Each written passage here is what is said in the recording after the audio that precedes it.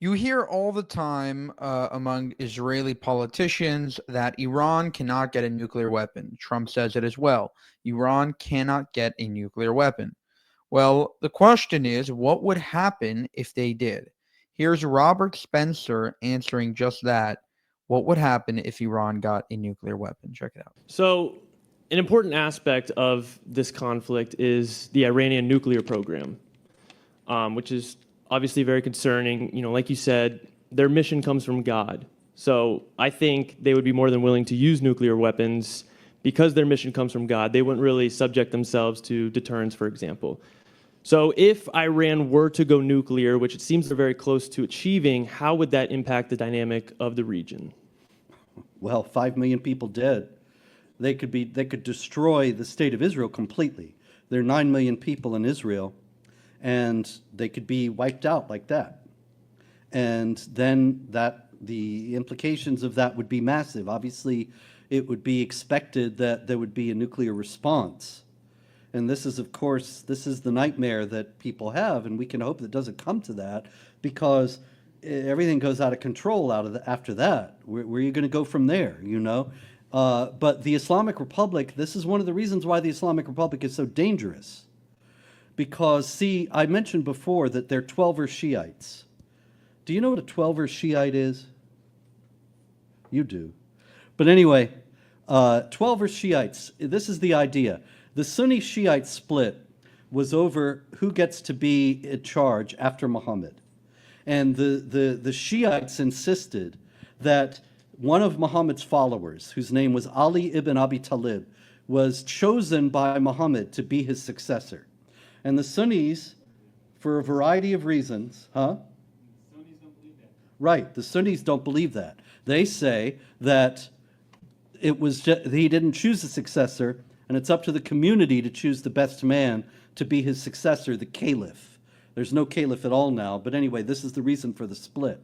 So the Shiites believe that there were a series of people they call imams. Now, an imam in Sunni Islam is like your local pastor or parish priest or the local rabbi or whatever. But in Shiite Islam, the imam is like the Pope. He's the head of the community, of the spiritual community, as well as the military and political community, and he's the successor of Muhammad, but he's also a relative of Muhammad and of Ali, because Ali was Muhammad's son-in-law. He married Muhammad's daughter. So there were 12 imams after Ali, or 11.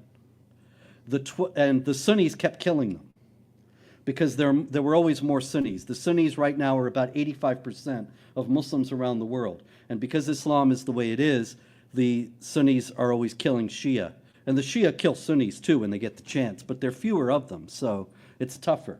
So the Sunnis kept killing off the Shiite imam. The last imam was a 5-year-old boy. In the year 874, he disappeared. The Shiites say he went into occultation, into hiding. He's still alive.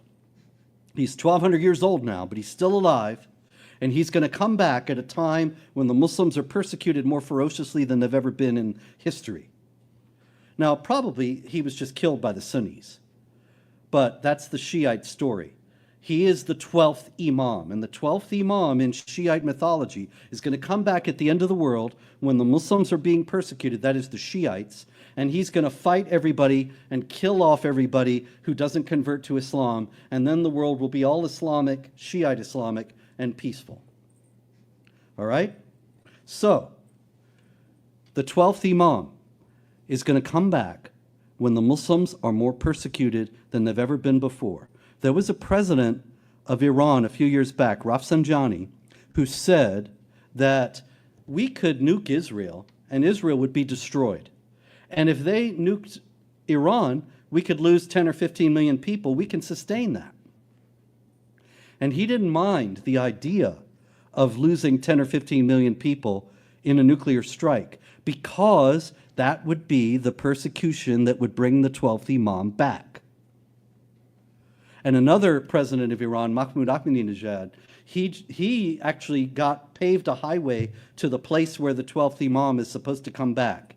And so that 12th Imam could immediately get on the road and go to Tehran and start the killing.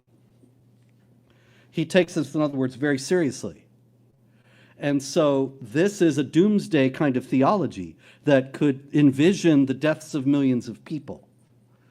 So we can only hope that the Islamic Republic will be stopped before they provoke that. But they could trigger nuclear holocausts in the world because they want that 12th Imam to come back. And that's how to do it. And things are really So- heating up. Things are really getting very, very intense right now. Trump said it recently. He said they can't have a nuclear weapon. We're in talks with them. Right now, it's not looking good. You know, they're really not really being very cooperative. And I guess we'll see what happens going forward. But something massive is going to have to happen with Iran, whether that be taking out their nuclear sites, whether that be finding a change in leadership. Something has to happen. Something has to give because that regime cannot continue, and definitely not with their hands on nuclear weapons. For more, subscribe to the channel. If you want to help us make more of these videos, you can go to buymeacoffee.com/JewishUncensored. Thank you, and have a good one.